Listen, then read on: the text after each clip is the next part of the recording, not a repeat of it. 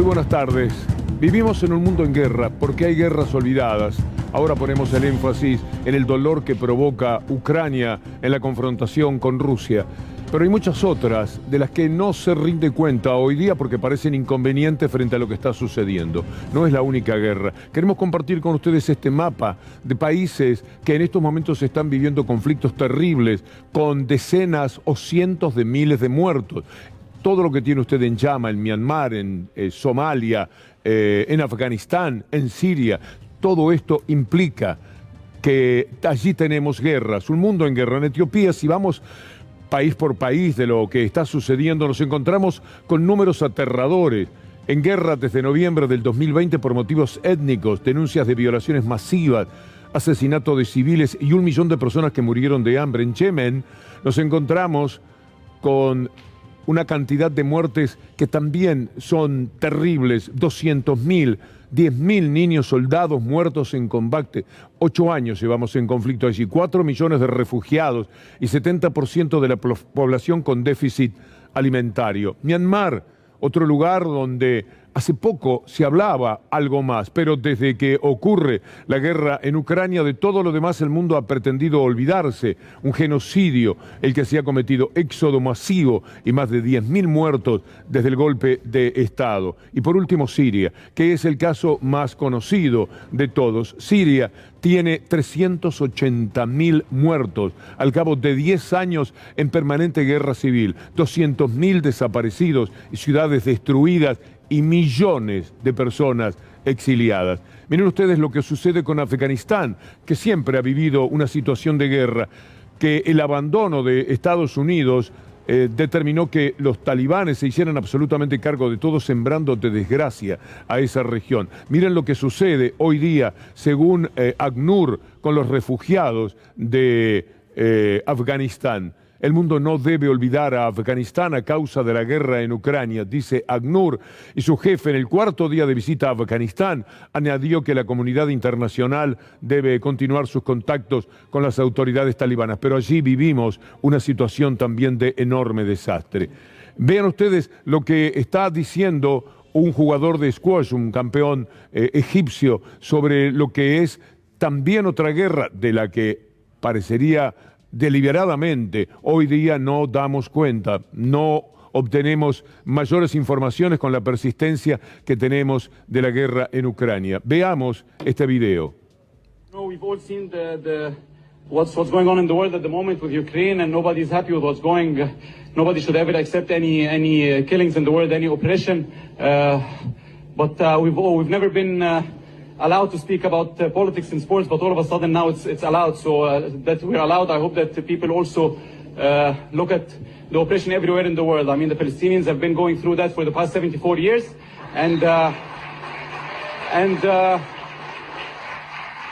but I guess because it doesn't fit the narrative of the media of the West, we couldn't talk about it. But now that we can talk about the Ukraine, we can talk about Palestinians. So please keep that in mind. Thank you very much.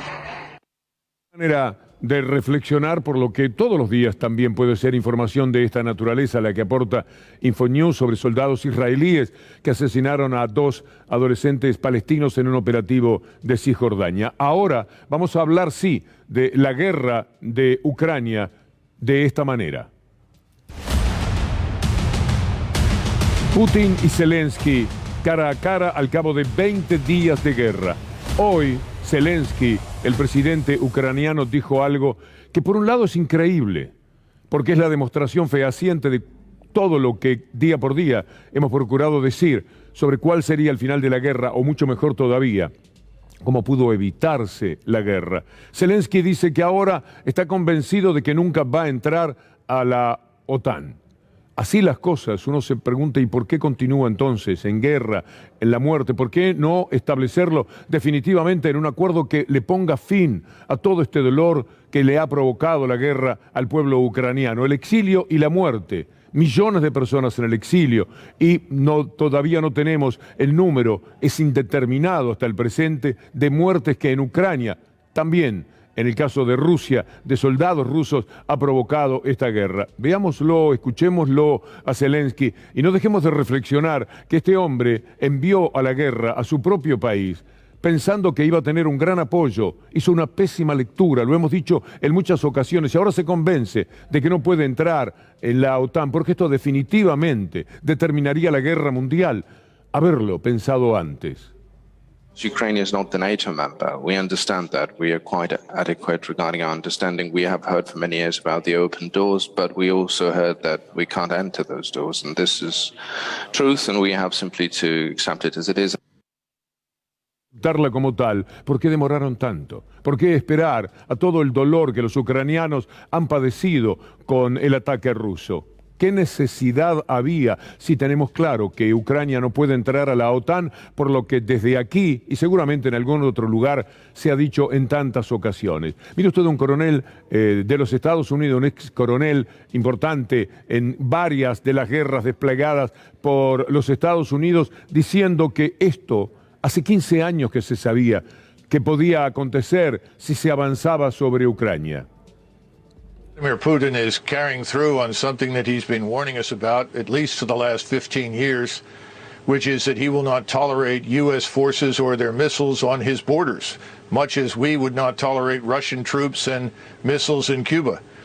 And we ignored him, and he finally acted. He was not going to allow Ukraine under any circumstances to join NATO. Parece la cosa más clara del mundo. Esperemos que los próximos días, inmediatamente si fuera posible, mañana, ese reconocimiento de Zelensky, cuando hable ante el Congreso de los Estados Unidos, porque esto va a suceder en la próxima jornada, sea para decir, ponemos fin a la guerra, diciendo que definitivamente Ucrania no va a intentar ser parte de la OTAN. Por otra parte, si lo intentara no puede porque OTAN no quiere, porque sería la Tercera Guerra Mundial. Tampoco Estados Unidos lo quiere. Se van a destruir entre ellos, nos van a destruir a todos. Esto es la consecuencia de un pésimo plan, pensando que podía amenazar a Rusia con la OTAN y con Estados Unidos. El presidente ucraniano se lanzó a esta guerra que solamente le ha costado la destrucción, la muerte y el exilio a muchísimos ucranianos. Vean ustedes los ridículos que también el mundo tiene frente a esto de la guerra. En medio de todo el espanto aparece este supermillonario Elon Musk diciendo que, vamos a verlo, desafía a Putin. Ahí está Elon Musk, que para el mundo occidental es el hombre más rico, un poderosísimo hombre de negocios. En el caso de ser oligarca, en caso de ser ruso, es oligarca. Por la presente desafío a Vladimir Putin a un combate singular. La apuesta son Ucrania. Es decir, en medio de toda esta locura, él se anima a decir que Putin podría enfrentarse con él cuerpo a cuerpo jugándose Ucrania. Un mamarracho más grande no se puede decir, viniendo de un hombre tan poderoso que, insisto, para Occidente es un hombre riquísimo y que si fuera ruso sería un oligarca ruso, en esto de también tener que modificar hasta el léxico en Occidente para mencionar el mismo tipo de personas, la misma forma de riquezas conseguidas de una manera que siempre es llamativo, por lo menos, son denominadas de una manera completamente distinta de un lado y de otro. Esto es como un aprendizaje. El presidente de España, Pedro Sánchez, dice que hay que frenarlo ahora a Putin. Sí, es sencillo. Pónganse de acuerdo, tenga personalidad y reclámele a quien corresponda en la OTAN que terminen de jugar con Ucrania teniéndolo en medio de un desgaste que mata a Ucrania, que perjudica claramente a Rusia en el resto del mundo, porque peor no se puede llegar a pensar de un país, de un adversario de Estados Unidos como de Rusia. Este es el objetivo, este es el plan, esto es lo que como resultado favorable se llevan la OTAN y los Estados Unidos. Y por eso ellos no determinan también ponerle punto final a la guerra, porque no es difícil. La mesa de negociaciones solamente exige que Ucrania o del otro lado digan, jamás va a ocurrir que Ucrania sea el país donde van a poner misiles contra Rusia. Veamos lo que dice Pedro Sánchez. Aquí nadie quiere la guerra, salvo Putin, ni la ha querido Ucrania, ni la ha buscado la Unión Europea, ni la quiere tampoco la OTAN. La mayor parte de la comunidad internacional tampoco la quiere una persona porque ve amenazado su régimen autocrático por parte de un proyecto político que se llama la Unión Europea, que representa todo lo opuesto a lo que él representa, en derechos humanos, en libertades, en justicia social y en la democracia. Esto es lo que ahora mismo está en solfa por parte de Putin. Y por eso es muy importante, como usted bien indicaba, que paremos los pies a Putin ahora. ¿Lo hacen? ¿Por qué no tienen el coraje de ir? ¿Por qué no van? Si esto hay que pararlo a los pies a Putin. Está mintiendo, por supuesto, Pedro Sánchez en todo lo que dice de la OTAN, que es enormemente responsable de la guerra. Muy bien, tengan el coraje, vayan, la mandaron a Ucrania, le dijeron, vaya, pero se quedaron ellos mirándolo a Ucrania, cómo sufre, cómo padece. Es un horror que hayan hecho esto. Pararle los pies a Putin es fácil en la palabra. ¿Por qué no mandan verdaderamente los aviones y todo lo que corresponda? ¿Por qué no quieren entrar en la guerra? Porque además la OTAN ni siquiera está preparada para confrontar con Rusia. Esto lo dicen todos los especialistas conocedores del mundo, porque la OTAN hace mucho tiempo que se resignó a que lo fuerte en materia bélica sea los Estados Unidos, y ellos son la herramienta que usa en Europa Estados Unidos para ir sobre el mundo al que les gustaría destruir. Mire lo que dice Pablo Iglesias sobre la guerra, y esto sí que es razonable, doloroso y peligroso al mismo tiempo.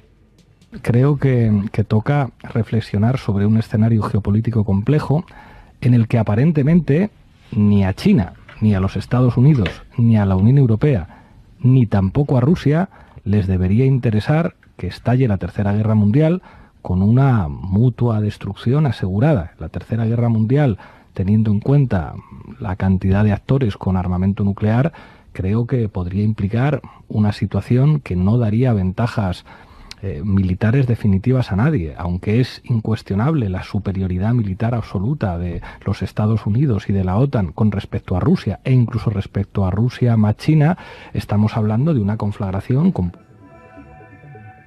Esa sí sería la Tercera Guerra Mundial. ¿Sabe por qué no van? Porque nadie está dispuesto en París, en Berlín, en Roma, en Madrid, en los barrios residenciales donde viven inmensas fortunas, no están dispuestos a que se lo destruyan todo en función de la guerra. Por eso no lo van a hacer. Mandan a Ucrania a través de este personaje, que es Zelensky, a una guerra que es un suicidio. Pero no le ayudan, no le quitan el revólver de Racien a Ucrania. Siguen jugando a través de Ucrania a una guerra de la que participan solamente dando ínfulas, que por otra parte ya no sirven absolutamente para nada porque los resultados están a la vista. Mire lo que también ocurre en la guerra con los periodistas. El periodismo es una profesión muy difícil para aquellos que han afrontado guerras. Siguen muriendo, ya van 5. También este es un saldo muy doloroso. Veamos la información que atañe a Fox News en este caso, y a una productora ucraniana que murieron en un ataque cerca de Kiev. Ahí está el periodista que murió en el día de hoy. Vamos a buscar los nombres de 5 periodistas que ya perdieron la vida en esta guerra.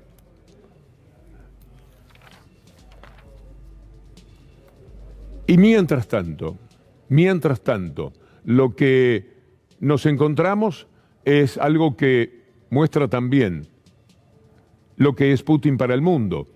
Porque Putin tiene mucha aceptación en algunos sectores de izquierda, porque ha hecho cosas referidas a la izquierda también, su apoyo, por ejemplo, a Venezuela. Pero tiene un gran apoyo de la ultraderecha. No es nada elogioso para Putin que Fox News sea claramente un canal que lo mira con simpatía. Vean esto.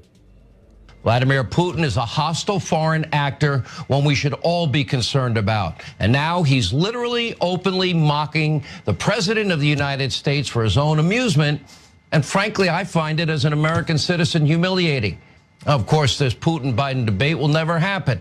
It can happen. I don't think it would go well. Let me just tell you the straight up truth. Hell will freeze over before Joe Biden's ever allowed to debate Vladimir Putin. Why? Because Vladimir Putin would clobber him in any debate. That's sad. Esto es lo que Fox News maneja, con abierta simpatía. Hay expresiones todavía mucho más concluyentes, favorables a Putin. ¿Y qué determina esto?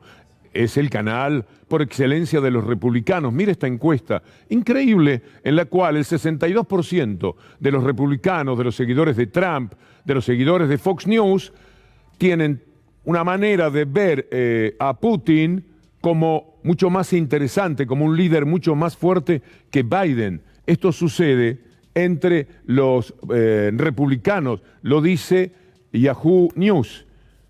62%, no es poco. Ahora véanlo a Trump elogiando a Putin, para que tengamos una medida también de lo que significa para la ultraderecha en el mundo el presidente ruso. I went in yesterday and there was a television screen and I said, this is genius. Putin declares a big portion of the Ukraine. Putin declares it as independent. Oh, that's wonderful. So Putin is now saying it's independent, a large section of Ukraine. I said, how smart is that? Hablemos de las consecuencias de la guerra, porque van a venir sobre la Argentina, lamentablemente. Tras la pandemia, también los efectos inevitables que tendrá la guerra. No puede escapar la Argentina a lo que ya es un carácter mundial. En todos los sitios ya golpea muy fuerte. Esto tan doloroso de impulsar a un país a una guerra y después desentenderse. Mandar, como mandó la OTAN, a 3 líderes en el día de hoy para decirles lo apoyamos a Zelensky. En realidad uno piensa que deben haber ido a decirle terminemos con esto, porque sería lo mínimamente lógico que podrían intentar. Si fueron a decirle siga con esto, son asesinos. Están también matando a muchísima más gente que estaría muriendo en las próximas jornadas, como si fuera poco lo que ya tenemos de muerte en Ucrania. Mire una consecuencia que hoy conversábamos con Anaí Rubín, destacada especialista internacional. En Estados Unidos hay 23 millones de personas que no tienen ya, han quebrado totalmente, que se quedan, y no hablemos de los que están en una situación económica que ya se sabe es de pobreza. 23 millones de norteamericanos están en bancarrota por no poder pagar el seguro médico. Se traduce en 228 mil millones de dólares en deuda, mientras los CEOs de las corporaciones ganaron 3.000 millones de dólares. Vea ahora lo que es la inflación anual que se ha dado en los Estados Unidos. Para aquí es poco, es nada, 8%, pero cuando pensamos en Estados Unidos y en 40 años nos encontramos con que también es un desastre para los Estados Unidos y la situación va a ser peor todavía. Mire lo que está ocurriendo en África. Vamos a recorrer el mundo entero para que usted vea que nadie escapa a las consecuencias que la guerra está implicando. As a result of Russia's invasion of Ukraine and other significant wheat producers to the region, households across North Africa are hurrying to stock up on flour, semolina, and other necessities. The rush is triggered by the fact that it occurs just weeks before the start of Ramadan, when Muslims break their fast with extravagant family dinners from dawn to night. Tunisia, Morocco, and Libya, as well as a number of other Arab countries, rely heavily on wheat imports from Ukraine and Russia. Some fear that the Russian invasion would result in starvation and unrest, recalling how soaring food prices fueled several Arab upheavals in previous years. Yo no puedo creer que no supieran esto de antemano, que condenan al hambre a muchos sectores del mundo y ellos también en los países poderosos lo van a sentir porque tienen muchas dificultades, la carestía es brutal, porque no están entrenados para tener inflación como la que se está dando en el mundo entero. La de Estados Unidos puede sonar baja, pero otros lugares del mundo están viviendo una situación muy compleja. Y mientras tanto, volvemos a pensar cómo permitieron, cómo se lanzaron a esta guerra, cómo pensaron que no iba a ser real la amenaza de Putin. No se le podía creer posiblemente en lo que estaba diciendo de que no iba a invadir Ucrania. Eran las clásicas mentiras previas a la guerra. Hasta nosotros pudimos haber pensado, no va a haber guerra. Hasta mostraron camiones que se retiraban de la frontera en algún momento, como para dar a entender que no, era simplemente un plan. Usaban esas imágenes para que Ucrania fuera impactada un poco más de sorpresa en esta confrontación. Pero ¿cómo no pensaron en la OTAN, los que manejan al mundo? Porque la OTAN y los Estados Unidos lo hacen. Lo que esto iba a provocar, mire la situación que se da en África, y todavía África sin vacunarse, con rebrotes como se da del coronavirus, que sería lo único que nos está faltando. La situación en Corea del Sur ha sido pavorosa en los últimos días. En las últimas horas se habla de una cantidad de muertos que nunca habían tenido. Ahora Le estoy diciendo ahora, Dios no lo permita, porque si se da nuevamente un avance brutal de la pandemia, el peligro va a ser todavía muchísimo mayor, porque habrá que morir por la pandemia o parar al mundo, y parar el mundo en estas circunstancias sería prácticamente imposible de imaginar por toda la contra que ha existido, con detener las actividades económicas, etcétera, para preservarnos. Pero mucho más ahora, porque detener la actividad económica directamente lanza a las poblaciones, a los más vulnerables, a las poblaciones de los sectores medios, a una situación de la que no habrá retorno en el mundo. Está hablando Guterres de la ONU, el presidente, está hablando de cómo avanza, secretario, de cómo avanza el hambre en el mundo entero. 45 African and least developed countries import at least 1/3 of their wheat from Ukraine and Russia. 18 of those countries import at least 50%. This includes countries like Burkina Faso, Egypt, Democratic Republic of the Congo, Lebanon, Libya, Somalia, Sudan, and Yemen. We must do everything possible to avert a hurricane of hunger and the meltdown of the global food system. Nadie escucha a este hombre.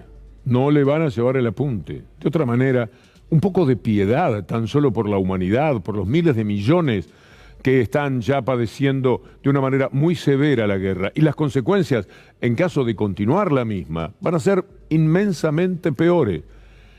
Hablábamos de países que siempre tienen dificultades cuando se expresó el secretario general de la ONU. Hablemos de países que no tienen esa problemática tan aguda de pobreza, de hambruna, etcétera, porque ya empiezan a tener problemas. Transportistas en pie de guerra en Europa por los elevados precios del combustible. El sector se ve asfixiado. Con la guerra de Ucrania, el precio del combustible se ha disparado en todas partes, por encima de los 2 euros en Italia. Las mismas razones relacionadas con la supervivencia del sector han detenido a los transportistas portugueses en el distrito de Lisboa. En Portugal, los precios del gasóleo aumentaron más de 14 céntimos por litro la semana pasada y la gasolina se encareció unos 8 céntimos. No tenemos previsto el final de la protesta, dice este camionero. En Alemania, la situación amenaza la propia existencia del sector, según la Asociación Federal de Transporte por Carretera. Esto en Italia, Portugal y Alemania. Veamos España, cómo le está pasando a España sin aceite. He andado, gracias a Dios, en cientos de kilómetros entre todo lo que significa el símbolo del aceite en España. Pero ahora llegan a esta situación que usted no podrá creer. Todo el mundo con el aceite de girasol. Llegué y estaba al instante con 3 botellas.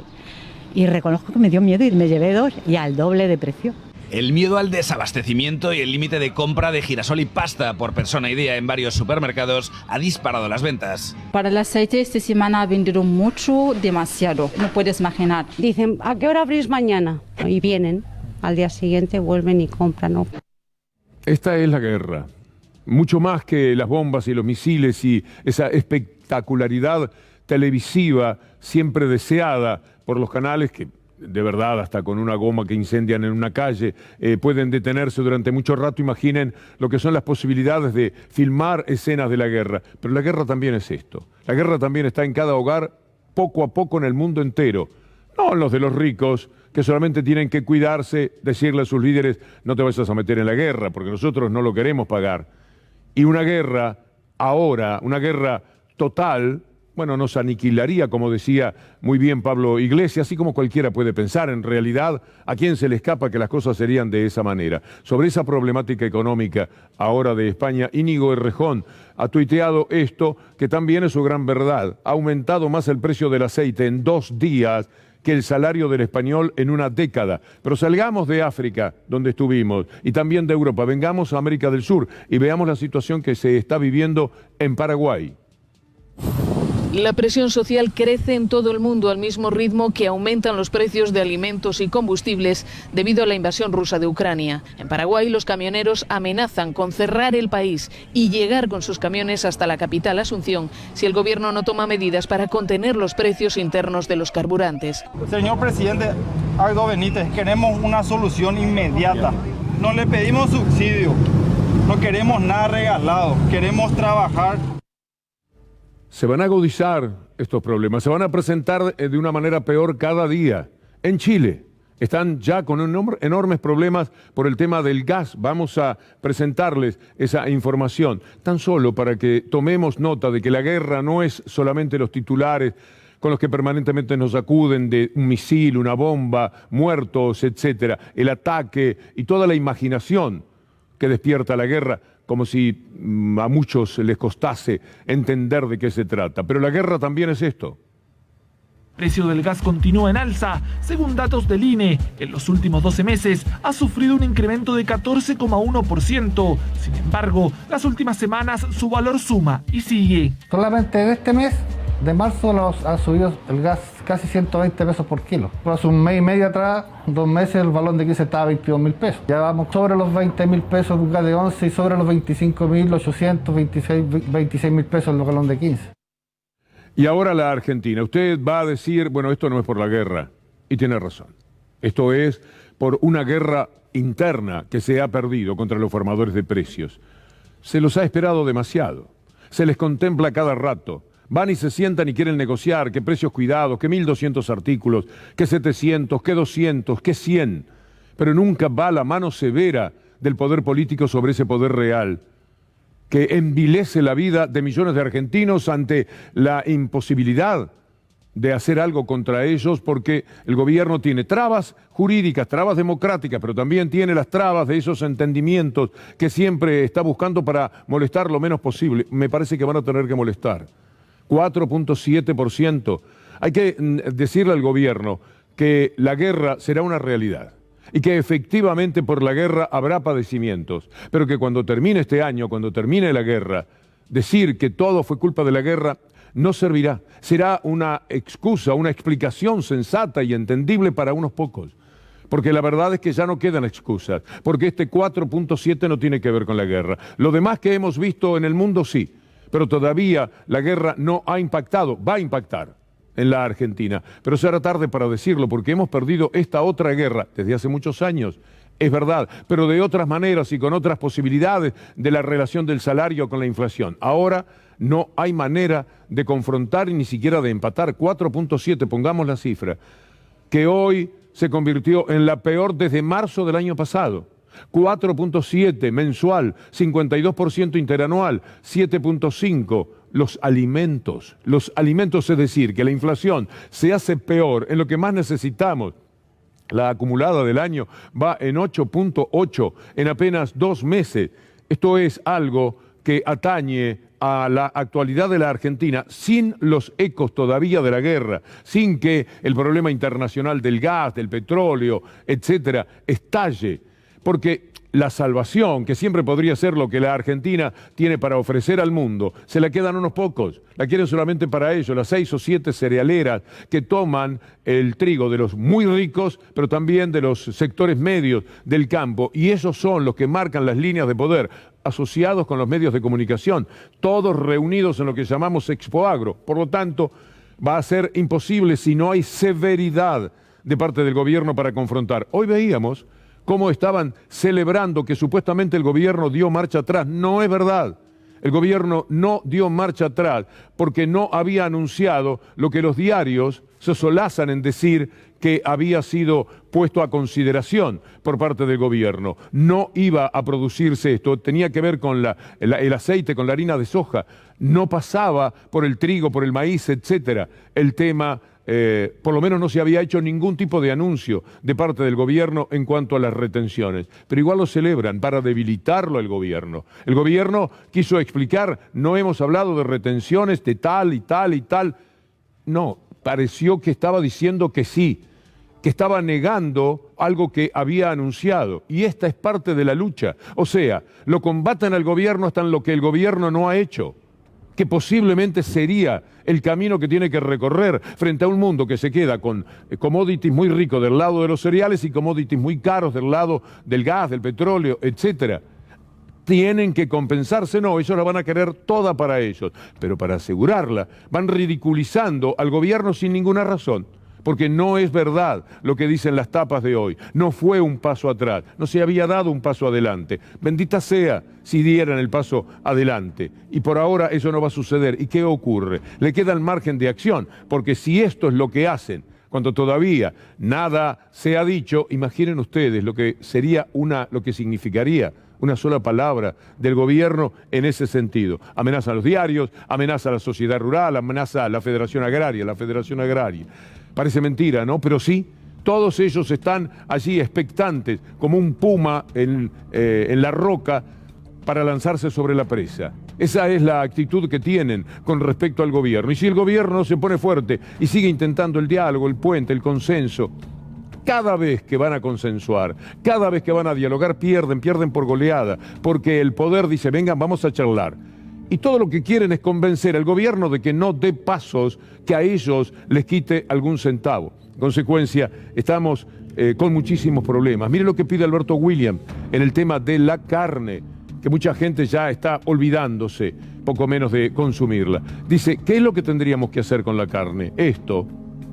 Alberto, ¿y usted está de acuerdo con el tema de los cupos? Si no quiere otro camino, denme otra solución. Yo le pido otra solución.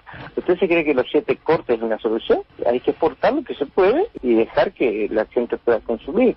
Lo que se hizo toda la vida con el trigo. El trigo nunca se vendió todo. Siempre el stock para el pan se dejó. Exportar al 30% es un disparate.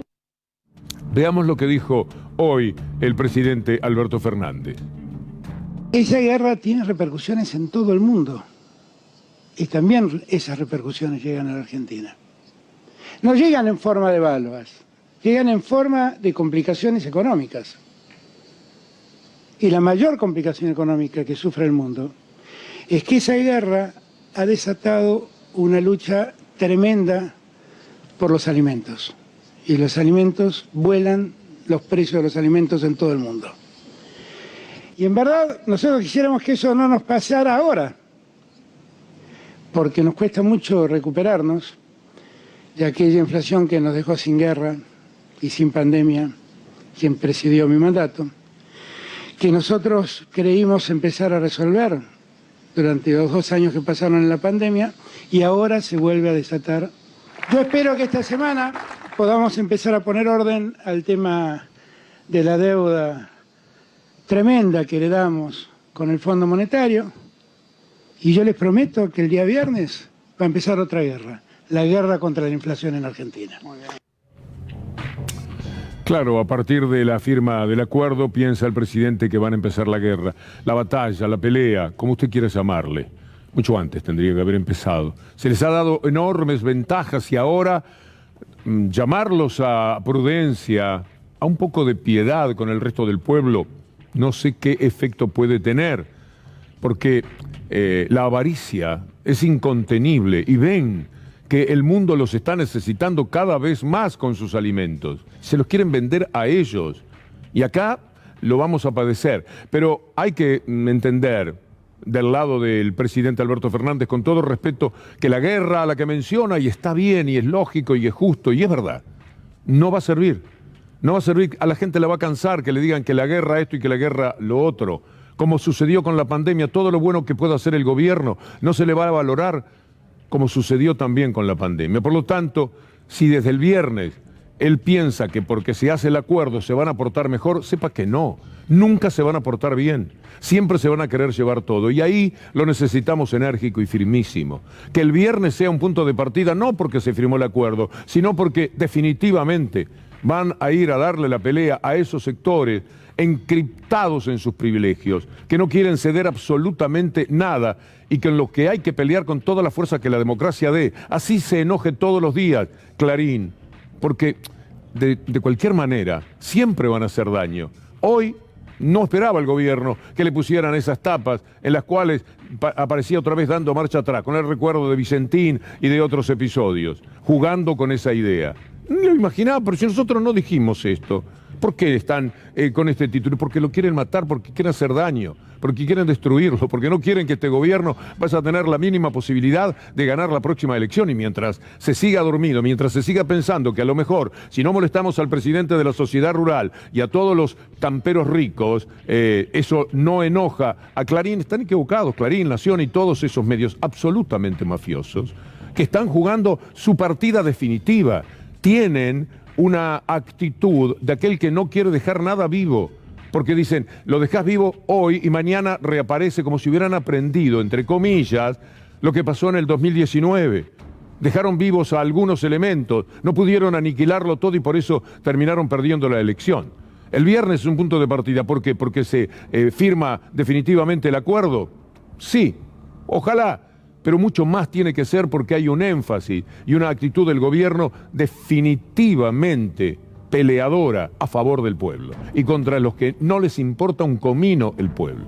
Miren ustedes este hombre en esta situación de crisis del mundo y del país, todo lo que naturalmente debe estar sufriendo. Y vean a este otro, el autor de la masacre económica que se hizo sobre la Argentina. Viaja a Italia a jugar al bridge, suma más millas.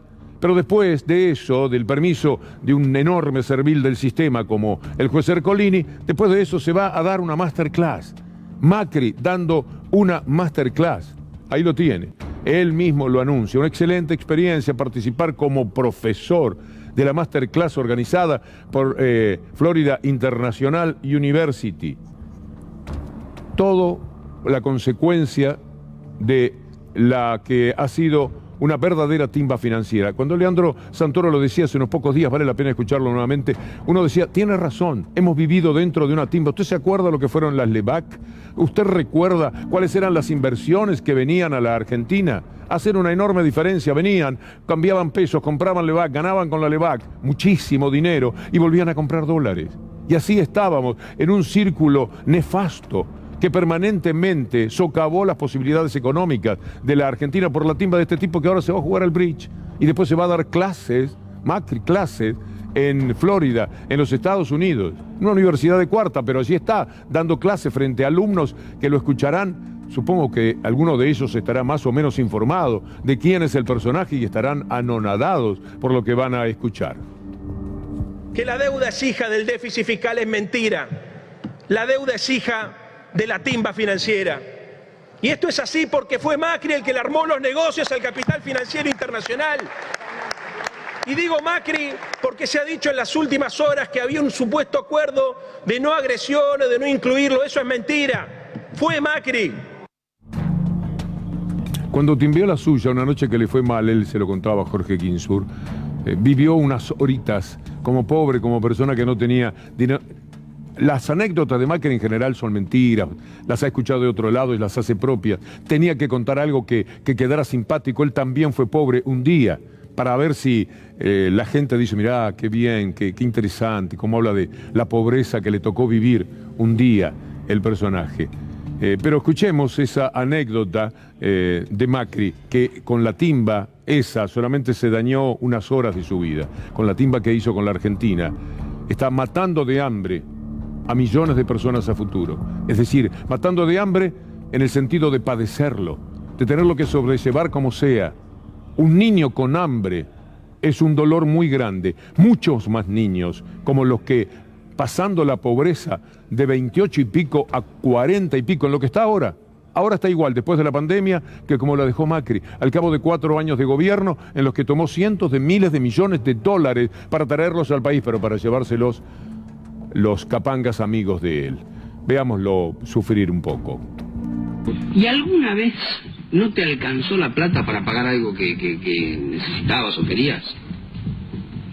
Muchas veces. La última vez, me acuerdo una vez en Chile que fuimos con 13 amigos y estábamos justo en la época de los 18 y 19 con la fascinación con el casino y nos perdimos toda la guita que teníamos en el casino, así que tuvimos que vivir 3 días en el auto mangando para comer, porque no teníamos, hasta que llegase un giro que nos permitiese volver a Buenos Aires. ¿No querrá adoptar a un chico como yo, tu papá? Sí, era de risa, un recuerdo también para Jorge. Un día que estamos un poco tristes por lo que le vamos a decir, en el final cuando pensamos en el mundo artístico. Aerolíneas Argentinas empieza a viajar después de 2 años otra vez a Roma. Esta es una buena noticia. Se lo merece Aerolíneas por lo que ha sido en estos años de la pandemia, por el sentido heroico que le dieron también al trabajo que realizaron para traer vacunas desde todo el mundo. Mire la información. Tras 2 años, Aerolíneas vuelve a Roma. Los vuelos saldrán desde Ezeiza, naturalmente, martes, jueves y domingo. Comienzo quieren las historias. La ruta estaba suspendida desde hace 2 años. Usted sabe perfectamente lo que dicen de Aerolíneas Argentinas. Por eso esta noticia tiene tanto valor, para sopapear un poco a los que siempre están pidiendo que Aerolíneas Argentinas no exista más como tal.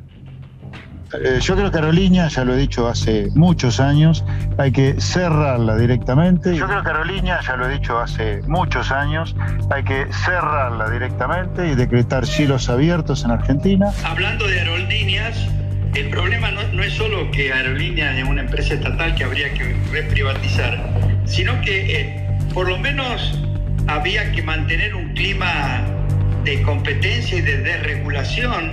Tenemos que dejar de financiar empresas estatales que tienen beneficios adicionales que no las hacen competitivas y que no son para actividades esenciales. ¿Cómo cuál, por ejemplo? Como por ejemplo, yo no sé si la Argentina hoy creo que no está en condiciones de financiar una línea de bandera. No está en condiciones de financiar una línea de bandera que a todos nos gustaría tener, pero que a la Argentina le genera un déficit muy importante y hoy nosotros no estamos en condiciones de afrontarlo. Y veo que en el gasto, el 72% de eso se me fue en el déficit de Aerolínea Argentina y en el previaje, y me quiero pegar un tiro. Se me fue en el déficit de Aerolínea Argentina y en el previaje, y me quiero pegar un tiro. El ataque a Cristina Fernández de Kirchner y la misoginia del poder real en juego. Algo que llama mucho la atención. Todos vimos lo que sucedió, todos sabemos que hubo pedradas contra un solo sector del Congreso. Las ventanas que dan a la oficina de Cristina Fernández de Kirchner. Le apuntaban allí, era deliberado y el tiempo seguramente estará dando razón plena a lo que además vimos. No sé qué prueba necesitamos para decir que este fue un ataque a Cristina Fernández de Kirchner. Injusto, absurdo, estúpido, porque justamente critíquele a todo lo que quiera a Cristina Fernández de Kirchner, pero esta mujer ha luchado contra el Fondo Monetario Internacional, padeció lo que ya sabemos cuando se enfrentó con los fondos buitres. Está siempre en esa pelea con un sentido soberano. Se equivocó, dirá usted, algunos de ustedes, pero que la ataquen porque hay algún tipo de complicidad, por ejemplo, con el Fondo Monetario Internacional, no. Y si es porque está contra el Fondo Monetario Internacional, ¿quiénes fueron los que la atacaron? Esperemos que muy rápidamente el gobierno, que estuvo remiso, que estuvo lento, ya se sabe y ya se discutió y podemos dejarlo atrás, ahora trate de dar una muy buena explicación, una muy buena investigación sobre cómo ocurrió esto. Y no darles mínimamente razón a esta mafia que, encabezada por el misógino anti-Cristina Fernández de Kirchner, número 1, que es Héctor Mañeto, digan en la tapa de su diario, Cristina insiste. ¿Las pedradas fueron planificadas o no? Y sube la tensión con el presidente. Bueno, es probable que no esté feliz con la falta de reacción pública. Las reacciones no son muchas veces de un tono personal, tienen que tener un énfasis político muy, pero muy fuerte. Mire el énfasis que tuvieron todos cuando lo atacaron a Clarín con aquellas bombas Molotov, que picaron en la vereda, que no generaron nada, pero que Clarín aprovechó muchísimo. Nunca más se supo algo de esto. Mi historia, que usted no tiene que tomar para nada, mi idea de esto es que se trata de mafias que Clarín paga normalmente para determinado tipo de favores, de los cuales podría mostrar imágenes en alguna ocasión, los he padecido a título personal, son los que nunca aparecieron. Por algo nunca más se dijo nada, pero sí lo usaron para victimizarse. Y salió el gobierno, y salieron los ministros, y salía ADEPA, y salía FOPEA, imagínense, del riñón de esta gente. Salían a proclamar su fastidio, su dolor, en nombre de la democracia y de la libertad de expresión, pero Cristina Fernández no puede. No es Clarín, que insistía varios días con el supuesto ataque o con el ataque que había sido perpetrado.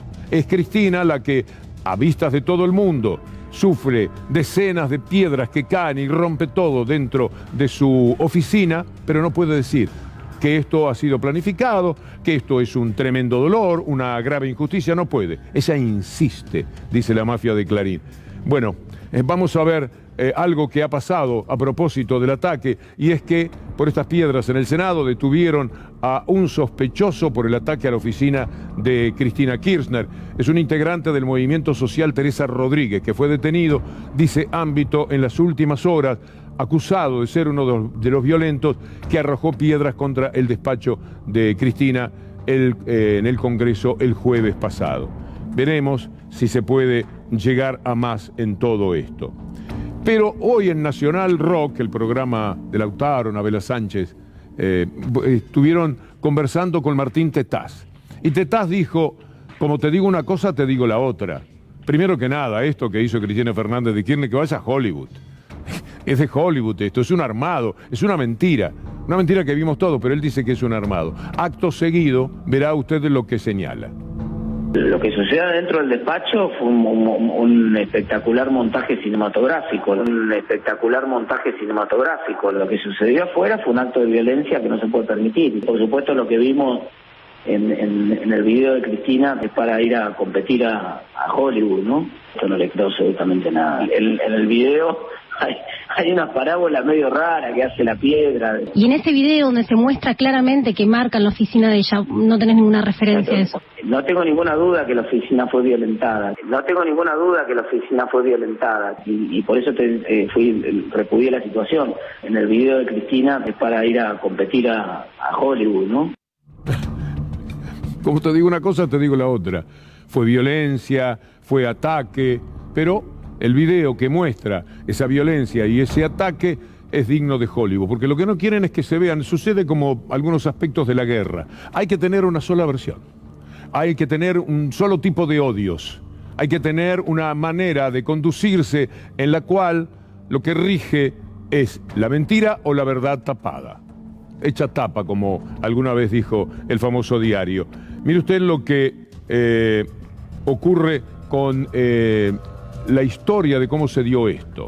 En la ciudad de Buenos Aires, el ministro de Seguridad, Alessandro, dijo que había un pedido para que no hubiera un vallado, que acaso pudo evitar estos desmanes. Primero veamos al señor D'Alessandro. Con respecto a la pregunta del vallado, durante 2 años a nosotros nos exigen que no pongamos vallas tanto en el Congreso como en la Casa Rosada cuando hay manifestaciones. La propia Cristina ha llamado por teléfono solicitando que se saquen las vallas, inclusive de Secretaría General, del Gobierno Nacional, de Presidencia. El señor miente, es una especie de homenaje que le hace a quien tiene al lado, Rodríguez Larreta. Así hay que mentir. Entonces lo hace con toda naturalidad. Vea usted este comunicado del Senado con relación a las vallas. El Senado desmintió al gobierno de la ciudad por la ausencia de vallas en el Congreso. Fue a través de un comunicado, aseguraron que no hubo comunicaciones para pedir que no haya vallas en la sesión del jueves pasado por el acuerdo con el Fondo Monetario Internacional. La circunstancia no ameritó que le pidieran esto ni lo contrario a quienes tenían la responsabilidad de actuar en nombre de la seguridad. Por el contrario, lo que pasó fue que el gobierno de la ciudad dejó escombros cercanos a 100 metros, había todo tipo de escombros que estaban puestos ahí en un contenedor, una casualidad que se había dado, como para que a nadie le faltara una piedra. Y lamentablemente esto fue así. El tuit de Mariano Recalde es enfático al respecto. En el video de las cámaras de seguridad que publicó ayer Cristina Fernández se puede ver que la policía de la ciudad tardó 20 minutos en llegar, con una parsimonia sorprendente frente a un ataque directo a la vicepresidenta de la Nación. Pero la culpa también es del kirchnerismo, dice Mariano Recalde. Vamos a hablar de ciertos efectos que tienen una relación muy cercana entre medios de comunicación y periodismo. Como tantas veces nos permitimos denunciar, decir y procurar que se tome nota, que se tome conciencia de lo que verdaderamente sucede. El diario que dice, Cristina insiste, oculta cuál fue la acción del gobierno de la ciudad de Buenos Aires, que a su vez miente sobre las razones que hubo para no poner las vallas que hubieran protegido al Congreso, basándose en una historia de 2 años atrás. Circunstancias que nada tenían que ver con lo que ahora iba a ocurrir en el Congreso de la Nación. Entonces, uno dice, pero ¿y por qué el ocultamiento a la responsabilidad de las autoridades de la ciudad? Y la mala es la señora Kirchner por decir, me atacaron, y presentar un video como prueba para que no digan exactamente eso, que había sido un invento. ¿Qué es lo que ocurre en estos casos? Bueno, mire, este informe de El Destape, con nuestro clásico saludo al amigo Roberto Navarro. Las empresas del Grupo Clarín ganaron más de 11.000 millones en 2021. En medio de la crisis económica, las empresas de Manieto y sus socios tuvieron ganancias extraordinarias, en gran parte gracias a los favores judiciales y a la plata que todo gobierno que se precie en toda la República Argentina le da, empezando por el gobierno de la ciudad de Buenos Aires. Mire esto que contó hoy Sebastián Lacunza. El periodista Sebastián Lacunza muestra cuánto gasta en cuestiones chiquititas. Larreta pagó 1.245.000 pesos por una publinota sobre espacios verdes en Clarín, en plena discusión de Costa Salguero, porque por supuesto están tratando de apañar un negocio brutal. El Ejecutivo porteño abonó una publicidad presentada como noticia. Es decir, pone noticia, usted consume una noticia y es publicidad. Una publinota. El diario AR accedió a los detalles de la publicidad a través de un pedido de acceso a la información. En Clarín afirman ser los más prolijos del mercado en la utilización del branded content. El gobierno de la ciudad de Buenos Aires también pautó de esa forma en La Nación e Infobae, según el informe. Es decir, publicamos una notita, te la pago como publicidad. Y usted consume algo que cree que es un artículo periodístico, y aunque no le crea a Clarín, claro que los que le leen le creen, usted queda convencido de que están haciendo un trabajo por los espacios verdes maravilloso, y mientras tanto le llenan de edificios la ciudad en la que van, en cuyas ganancias van todos prendidos. Miro el reloj porque ahora en 7 minutos lo vamos a tener a Gustavo Silvestre, y quiero avanzar con el material que vamos a presentar a ustedes, porque de la ciudad podemos hablar también de lo que pasa en el Bajo Belgrano. Mire usted, en lo que son los trabajos allí, ¿cuál es la realidad? Cómo desde el poder se puede hacer cualquier negociado si se tiene el gobierno de la ciudad por un lado y el gobierno nacional por el otro. Legisladores me tienen que aprobar esta ley. ¿Cuál es la ley? Abajo de los viaductos tenemos que permitir todo. Ya están empezando a construir, y la primera losa que levantaron ya se les cayó porque es todo trucho, todo ilegal. ¿Para qué se hizo un viaducto carísimo de 5 metros de altura y casi 2 kilómetros de largo? Simplemente para generar espacios comerciales en el medio de los bosques de Palermo, donde no se puede poner comercio porque es un área de protección histórica. Vamos a hacer una pausa que le estoy debiendo a mis compañeros, y de inmediato el cierre de nuestro trabajo, que trae una información que nos dolerá enormemente, ya nos duele presentar. Permítame este minuto final para decirle que murió Arturo Bonín y que estamos desolados. Un hombre extraordinario, una gran persona. Lo vamos a recordar actuando. Ha sido uno de nuestros grandes actores, haciendo el papel de Ilia. A ver si se acuerda de esto.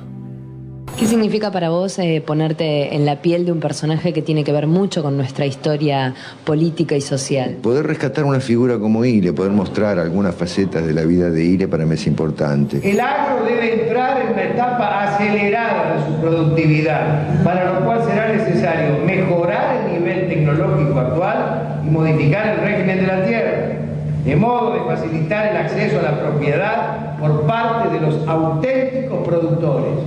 Esta es la hora de la gran revolución democrática, la única que el pueblo quiere y espera. Pacífica, sí, pero profunda, ética y vivificante.